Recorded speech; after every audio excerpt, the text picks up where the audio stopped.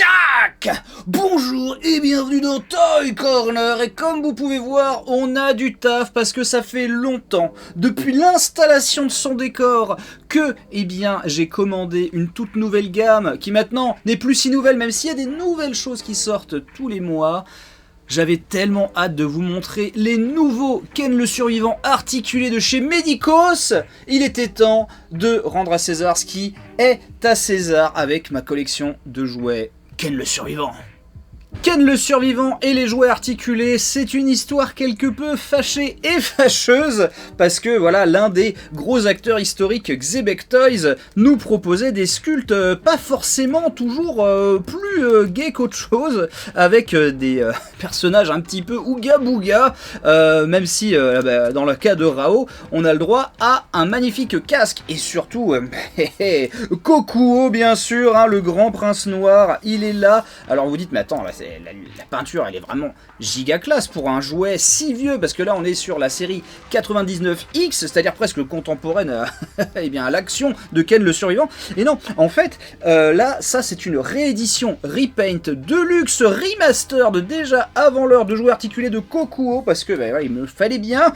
Alors il se plante dans sa base en imitation bois, Rao ne sait pas faire de poney, c'est un gros bordel, la cape est gigantesquissimement lourde, mais bon, quel personnage et quelle gamme de jouets. Mais effectivement, Ken le Survivant en articulé, ça a souvent plus cette gueule-là. Voilà un autre repaint de Ken qui a ses lunettes de Zébulon comme à la fin comme au début de Ken 2. Et là, sur cette version-là, il peut se défaire de son armure. C'est pour ça qu'il avait l'air à l'étroit dans son bombers. C'est parce que voilà, on a ces petits trous de clope là sur son torse. La peinture est super classe, il n'y a pas de problème. C'est juste que c'est quand même Ken le Survivant, ça devrait être la gamme la plus ultime possible, mais quand on voit les nombreuses années qu'il a fallu attendre pour avoir des jouets Dragon Ball Z dignes de ce nom, notamment, comme j'estime avec les figure art, Ken c'est un petit peu le même problème, quoi. C'est-à-dire que pendant longtemps, les bonhommes, ils avaient toujours soit une sale gueule, soit des articulations pourraves, soit tout simplement des accessoires merdiques. Donc cette version, on va dire, repaint des figurines historiques. Et là, pour faire le café, profiter d'une version, allez hop, convolée en os tous les deux. Et il est temps quand même que ça se règle dans un plumard. Mais finalement, c'est plus pour le côté historique. Et puis bon, avoir un Kokuo articulé, ça ne se refuse pas. Mais pour le reste, je dois bien avouer que j'ai toujours été un petit peu frustré par cette gamme. La gamme historique donc des 99X chez Xebec Toys, ça ressemble à ça, le packaging et les cartes. Là on a un Raymond Ray blanc de l'oiseau de feu ressuscité parce qu'il a les cheveux blancs, hein, c'est la repainted version également. Et voilà, on a ces espèces de grosses cartes, hein, c'est vraiment, alors là on est dans les jouets à l'ancienne, hein, évidemment, avec toute cette gamme, hein, de joyeux lurons je me souviens, genre le Ken, on avait l'impression qu'il avait le torse fondu à la bougie tellement il était dégueulasse. Bref, ça nous a donné quand même quelques petits coups d'éclat avec une deuxième gamme qui s'appelait les 200X, dont je possède pas beaucoup de trucs, même si on en a montré dans Hard Looters à l'époque, avec notamment le Shin de la rambarde. Et voici donc Ryuga, bien sûr, la spécialité de Montélimar, comme il est canon de le dire dans l'animé. C'est vrai que ça m'a fait repenser, d'ailleurs, pendant que je préparais l'épisode, de me dire, genre, ce serait trop bien une gamme Ken le Survivant, comme il a eu sur Musclor, avec les vraies gueules, les vrais chara-design de l'animé. Là, on mangerait très très bien.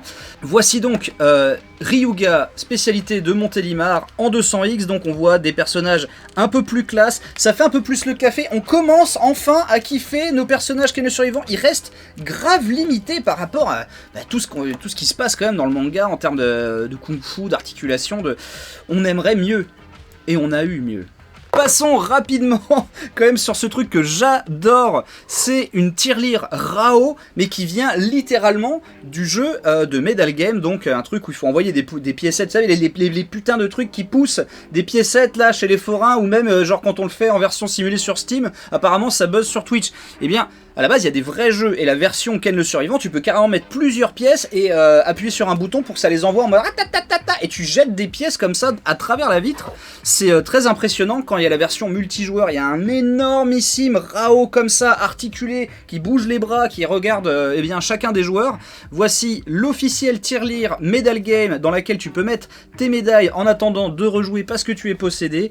Et bizarrement, en fait, c'est un des meilleurs sculptes de Rao qui existe. Alors, même s'il y a ce design, alors qu'il y a ses fans et ses détracteurs, parce que c'est vrai que Rao ne ressemble pas à ça, ni dans l'animé, ni vraiment dans le manga. Tous les designs se sont un petit peu mis au pas pour être cohérents parmi tous les jeux de casino, parce que faut savoir que Ken maintenant c'est presque plus une idole de pachinko que de jeux vidéo ou de manga même.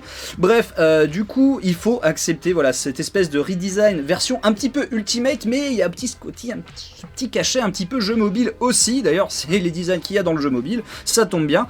Mais moi j'en suis assez fan, mais voilà, il faut quand même rappeler qu'on n'a toujours pas des personnages qui ressemblent soit à l'anime, soit vraiment trop au manga, et c'est encore le cas avec Medicos. Gamme incroyable, très ruinante pour les avoir en précommande à l'époque, surtout ce Rao qui est absolument gigantesque, avec par contre un niveau de détail absolument mirifique. La petite pointe, on va dire, de plaisir, hein, c'est ces FX à mettre sur les poings, dans les mains, dans les pieds, etc. Alors ils ont des bases pour voler de mille feux, comme par exemple le Ken torse nu, hein, qui est vraiment une figurine différente du Ken qui lui bouge. Et surtout son blouson, garde ses vêtements, nous cache ses tétons. On peut voir quand même que la peinture est faite avec beaucoup de goût. Il y a quelque chose d'assez uniformisant mais en même temps très plaisant dans la peinture. Vraiment ça brille de mille feux. J'espère que vous allez pouvoir en profiter, parce que là où je trouve que vraiment ils ont fait le café, en plus des articulations, en plus de la musculature, en plus de la sculpture, c'est vraiment la peinture. Et quel autre meilleur exemple que ce Jaggi, oh là là, mais avec ces épaulettes là doréifiantes, absolument superbes,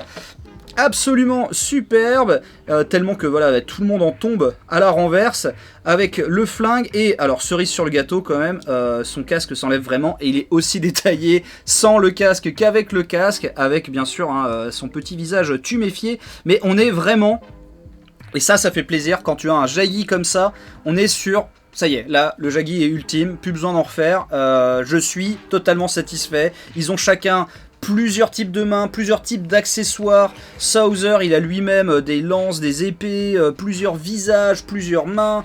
Ils peuvent en plus sauter gaiement et s'affronter. Et vraiment, je trouve que cette gamme, alors elle arrive quand même 40 ans après la série, mais...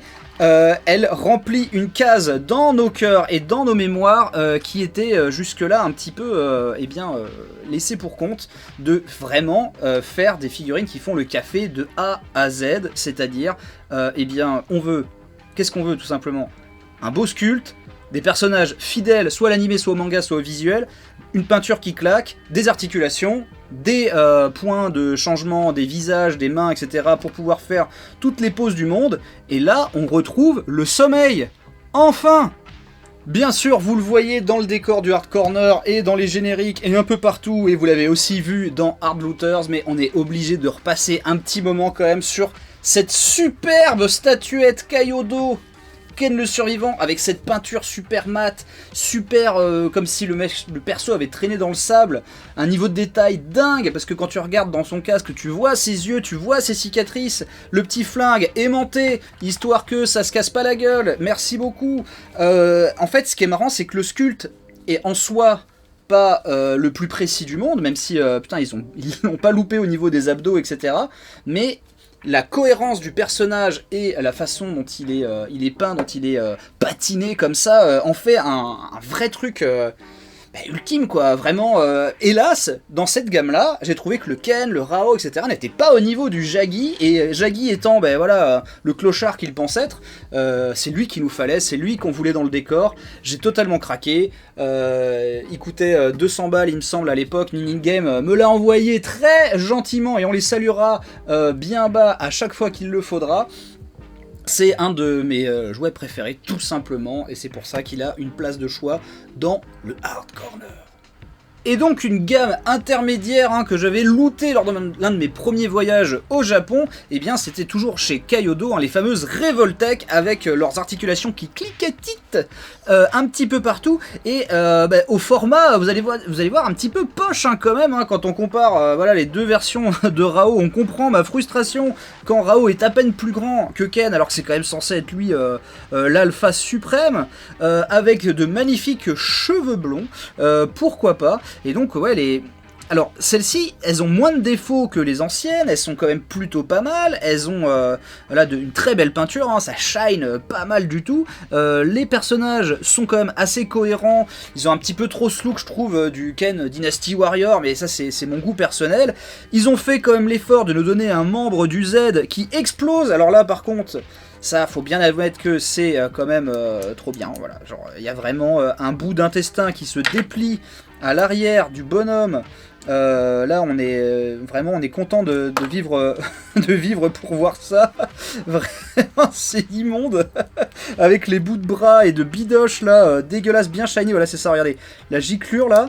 Elle se déploie comme ça pour voir plus de colonnes vertébrales. C'est là on est sur quand même du très très lourd. Le bout de cervelle qui explose, c'est tout ça c'est très sympa, ça fait partie quand même du fun de cette gamme. Mais encore une fois, Ken, je trouve qu'il a un peu une tête à s'appeler Chantal. Ses articulations ne peuvent pas monter bien haut, on est un petit peu... il tient même pas debout d'ailleurs, il manque un peu de fantaisie, même au niveau de ses épaulettes et tout. Je trouve que c'est une gamme qui est très finalement safe, bien peinte, mais surtout peinte avec de la bonne peinture, mais pas non plus du génie, ni quelque chose d'extrêmement plaisant à voir, et surtout ben voilà, enfin genre les proportions paraissent ridicules quand derrière quand Rao s'énerve et arrive, ben enfin genre il lui arrive même pas aux aisselles là, l'ancien.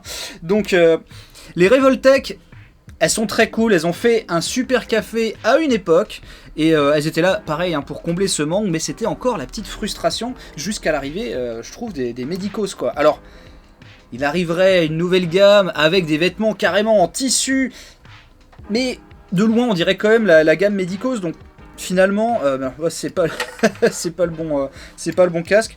Finalement, je pense que... cette gamme-là restera pour moi la gamme ultime et le craquage qui me permettra de passer à autre chose. Donc rendez-vous bien sûr l'an prochain quand j'aurai encore racheté une caisse de jouets de Ken.